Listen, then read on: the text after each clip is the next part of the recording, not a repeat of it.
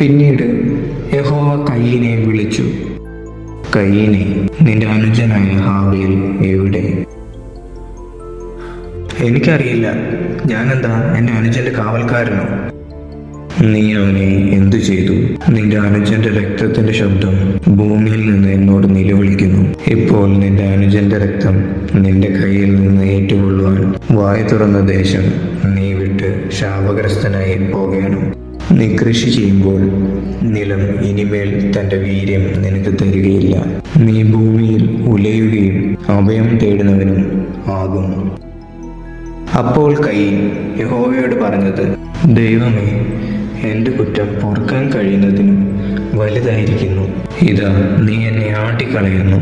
ഞാൻ തിരുസന്നിധി വിട്ടൊളിച്ച് ഭൂമിയിൽ അലഞ്ഞു തിരിയുന്ന അഭയാർത്ഥി ആയിരിക്കുന്നു.